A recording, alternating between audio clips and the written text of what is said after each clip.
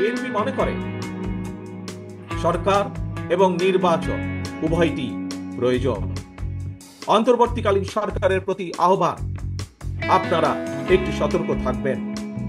অন্তর্বর্তীকালীন সরকারের একটি অংশ সংস্কার এবং নির্বাচনকে মুখোমুখি দাঁড় করিয়ে ফ্যাসিবাদ বিরোধী রাজনৈতিক দলগুলোর মধ্যে সুপরিকল্পিতভাবে বিরোধ উস্কে দিতে চায়। গণতান্ত্রিক আমি জনগণের মনে এ ধরনের বিশ্বাস জন্ম দিতে শুরু করেছে।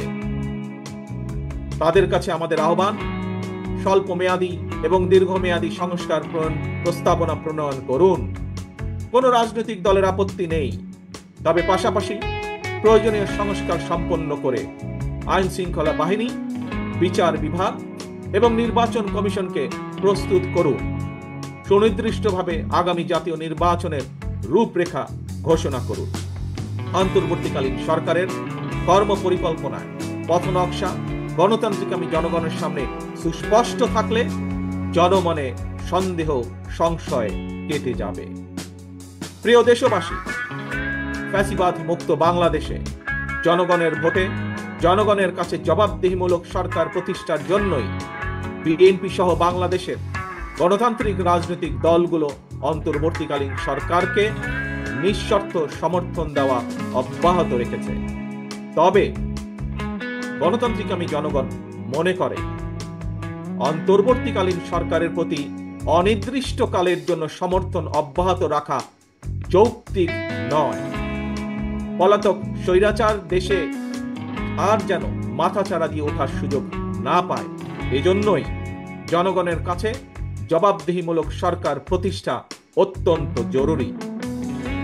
ফ্যাসিস্ট কিংবা স্বৈরাচার হওয়ার মন্ত্র দেশের সংবিধান কিংবা দেশের আইনে লেখা থাকে না, বরং সংবিধান বা আইন না মানার কারণেই ফ্যাসিবাদের জন্ম হয়। একজন ব্যক্তি বা গোষ্ঠী যখন থেকে নিজেকে কিংবা নিজেদেরকে একমাত্র অনিবার্য অপরিহার্য মনে করে, জনগণের উপর একক সিদ্ধান্ত চাপিয়ে দিতে শুরু করে, তখন থেকেই ফ্যাসিবাদের যাত্রা শুরু হয়। এবং এ কারণেই বলতে চাই, কোন ব্যক্তি অথবা গোষ্ঠীর মনে বিনা ভোটে ক্ষমতা দীর্ঘায়িত করার সুপ্ত বাসনা, পুনের আকাঙ্ক্ষা যেন রাষ্ট্র সরকারকে ফ্যাসিবাদের প্রতি প্রলুব্ধ করতে না পারে, সেজন্যই জনগণের প্রত্যক্ষ ভোটে নির্বাচিত জনপ্রতিনিধি, নির্বাচিত জাতীয় সংসদ এবং জবাবদিহিমূলক সরকার প্রতিষ্ঠা করা দরকার। নিয়মিত গণতান্ত্রিক চর্চার মধ্যে দিয়ে দেশে মানুষের অধিকার সুরক্ষিত হয়ে উঠে রাষ্ট্র রাজনীতিতে গণতন্ত্র প্রাতিষ্ঠানিক ভিত্তি পায়। প্রিয় ভাই বোনেরা, জনগণের সরাসরি ভোটের মাধ্যমেই দেশের সরকার গঠিত হয়, সরকারের পরিবর্তন ঘটে, এটি বিশ্বের গণতান্ত্রিক রীতি।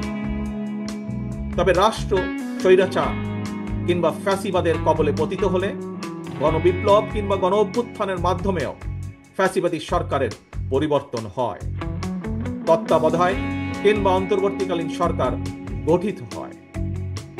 এ ধরনের বিশেষ পরিস্থিতির সরকার অবৈধ নয়, তবে এ ধরনের বিশেষ পরিস্থিতির সরকার কখনোই জনগণের সরাসরি ভোটে নির্বাচিত সরকারের বিকল্প নয় এবং বিকল্প হতে পারে।